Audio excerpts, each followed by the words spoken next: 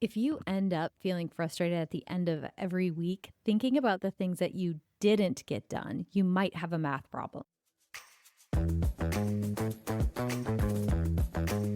You're listening to Overwhelmed Working Woman, the podcast that helps you be more calm and more productive by doing less. I'm your host, Michelle Gauthier, a former overwhelmed working woman and current life coach. On this show, we unpack the stress and pressure that today's working woman experiences. And in each episode, you'll get a strategy to bring more calm, ease, and relaxation to your life.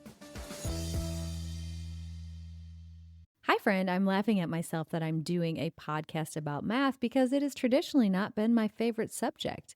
But this is a really important math equation that I need to teach you about that will really help you feel less overwhelmed during and at the end of the week. In this quick episode, you'll learn a simple math problem that might be causing your overwhelm, why ignoring that sets you up to feel behind every single week, and how to fix it in under 10 minutes. Spoiler alert, it's way easier than algebra, and it might just change the way you plan your whole entire week. Here's something I see all the time: smart, capable women trying to squeeze in 60 hours of work into 12 available hours. It's like trying to fit a gallon of water into a coffee mug. It just does not work. So today I'm going to share with you how to evaluate yourself and see if you are doing this to yourself. And I'm going to use my schedule as an example. So this past week, I'm recording this on Friday afternoon, which I'll get to the end of that story by the end of the episode, but I'm recording this on a Friday afternoon. And this week, when I was planning my week, I looked at what I had to do, my to-do list, and I added up all the time that was going to take me. I'm pretty good at estimating it now. At first, I wasn't great at estimating it. So just give it a whirl and estimate high. If you need to estimate in any direction, estimate high. And then I looked at my schedule and saw where I already had client appointments, things I needed to do for my kids. I always schedule my workouts in, and I saw how many hours I had available. So for me this week, I had 12 hours of stuff that I needed to get done, 11 work and 1 personal. And I had 14 open hours on my calendar to do it. When I do that math, 14 hours of open time minus 12 hours of to do, I'm golden. I've got 2 extra hours in there somewhere where I could take a rest or get something else done. I'm good to go. But I'll tell you what I normally see, especially with a new client, is that when I have them do this exercise of adding up everything on their to-do list and then seeing how many free hours they have, and by free hours, I mean working hours where they don't already have something on their calendar at that time, it really truly can be a ratio, like I said at the beginning, 60 hours of to-dos on their to-do list into 12 open available hours, or 50 hours and 5 open hours to do that. So when you do the math in that direction, let's say we use the example of my client Jenny, who I mentioned on episode 148, she really truly did have 5 hours of open time on her calendar and 50 hours of to-dos on her to-do list. So what that means, if we do that math, 5 minus 50, negative 45. She needs 45 additional hours in the week to get everything done on her to-do list. And so at the end of the week, what that causes when you don't do this math first to understand, oh, okay, I'm reasonably not going to get anywhere close to getting those things done. What was happening is that every week she was feeling like a failure. This stuff is still staying on my to-do list. I'm not getting anything done. And then you just get into this time deficit where you're always behind on what you have to do. So if this is resonating with you and you're like, okay, yep, that's me, I'm absolutely doing that.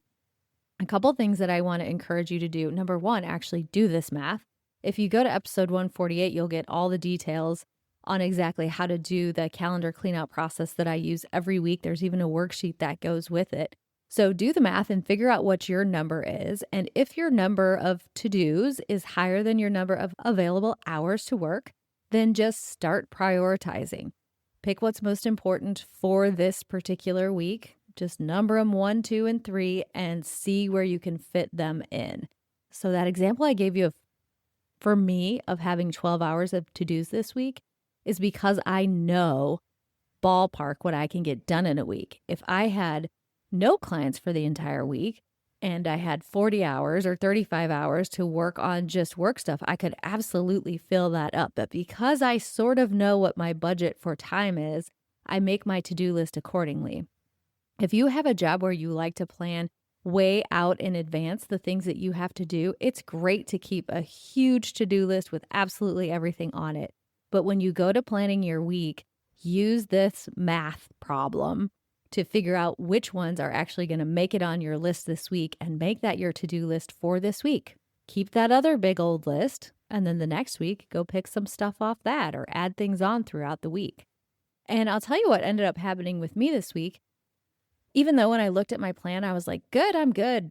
2 hours in the good. I should be able to get everything done. What happened because my kids finished school this week is I spent unplanned time during the day taking my daughter places and running some errands that I hadn't planned for. So what happened is I got to the end of the week and I saw my last client on Friday afternoon. I finished at 1, which is the time that I usually finish working, but I still had 3 hours of work left to do.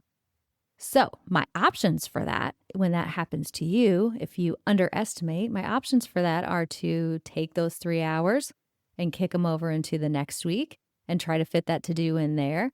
But in this case, I really wanted to get it done this week so that I could put the podcast out on time.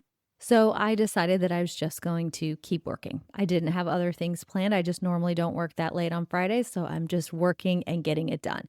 And I do this every week and I still make mistakes. So it's not going to be perfect. But I promise you, if you manage your time in this way, you will feel so much better, because what happens as humans, and you can learn all about this in episode number 20 about setting our expectations, is when you have an expectation, even an unconscious one of, I'm going to get all this stuff done this week, or I should get all this stuff done this week, and then you don't, you're suffering because of the expectation that you made up. Right? So the to-do list isn't the problem. It's the expectation that you had that you were going to finish it all. That's the problem. So if you do the real numbers and look at the real math, your expectation is a really good educated guess instead of a totally random unconscious expectation that you're going to get it all done. Okay, you got this. If this podcast has provided you with any value today or any other day that you listen to it, I would love if you would leave a review. It means so much. It really helps the podcast get shown to more people, and our audience keeps getting bigger and bigger. And I would really appreciate if you would just take a minute to do that. Have a fantastic week. Hope your math problem works out. Thank you for listening to the Overwhelmed Working Woman podcast. If you want to learn more about my work, head over to my website at michellegothier.com. See you next week.